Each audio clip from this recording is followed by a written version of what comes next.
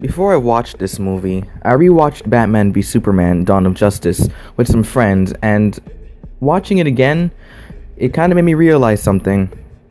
Suicide Squad is like way worse, but other than that, it also made me realize that Justice League was kind of doomed from the start, and this is due to DC not knowing what the hell they were doing. Say what you want about Marvel, alright? Love them or hate them, I don't care. You can't deny that they knew how to build their world.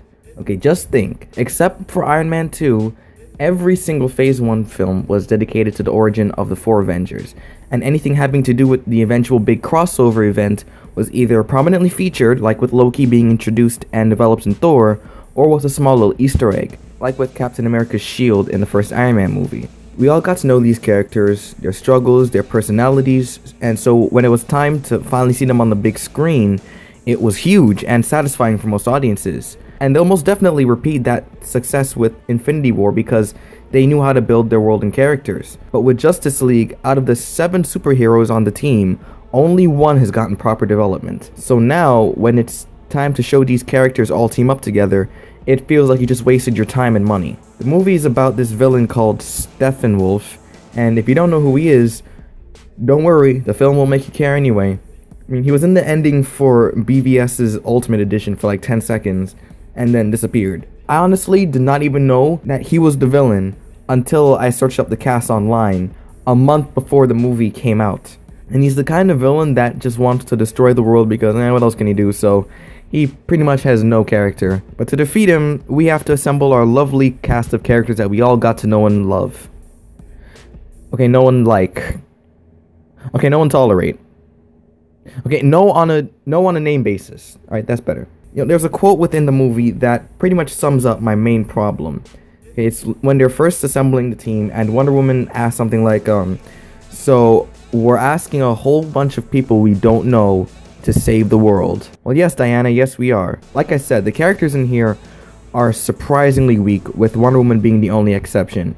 And no, I'm not saying that because Gal Gadot is a goddess. No, seriously, it's because she was put in a movie that established her backstory and character well enough so that we see the character as likable and wise. Other than her, no one else is really that interesting or developed, despite the actors giving in solid enough performances in my book. I mean, Batman is decent, and of course Alfred is great as always. And I kept hearing that The Flash was the best part about it. I have to admit, it is kind of odd not seeing Grant Gustin in the role, but Ezra Miller was fine enough. Plus, The Flash is starting to suck anyway, so time to move on. You are not The Flash, Barry. We are. I said, bitch. Aquaman is decent, though I feel as though his character arc was kind of random.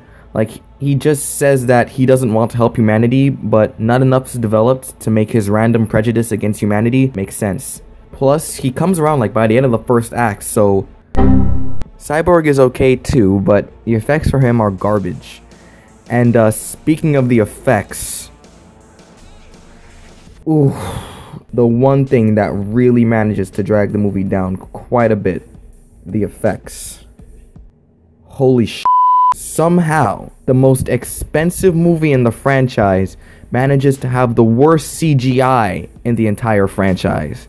There is not a single effect in here that looks legitimately real at all. Like, there is one scene where Gal Gadot gets hit, like, towards the climax.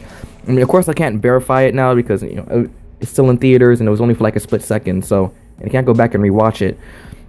But there was one scene where, like, she got hit and I think, like, she hit a wall and her face looked like a Barbie doll. It was bizarrely bad. Like, now you may ask, why does it really weigh the movie down?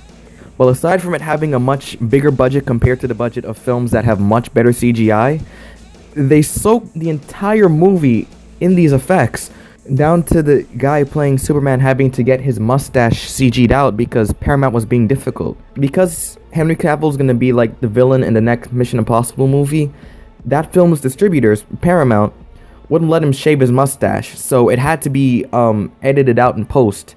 And just so you know, if you think that still that you saw get, you know, passed around on Twitter was terrible, watch him try to speak. The movie opens up with some iPhone video that's like recording Superman talking to these kids, And no joke, it looked like whenever Ralph the Movie Maker would do like a face swap with Zack Snyder. And while we're on the subject of that opening scene, how hard is it to hold your phone sideways? God damn it. The tone is also pretty inconsistent. And I get that this is supposed to be a much lighter mood than the previous film, which is a bit of a welcome idea, but it's not an idea that's executed well. Like, there's a scene where these guys go in to rob a bank, and you think this is where they're gonna get some intense piece here, but no, they decide to play it up like some cheesy Bond villain scientist is gonna try and make Bond laugh or something. So we have a villain that we don't care for, characters we don't care for, writing that includes Lois Lane saying the line, "You smell good," so you can tell that these writers were pretty much out to lunch.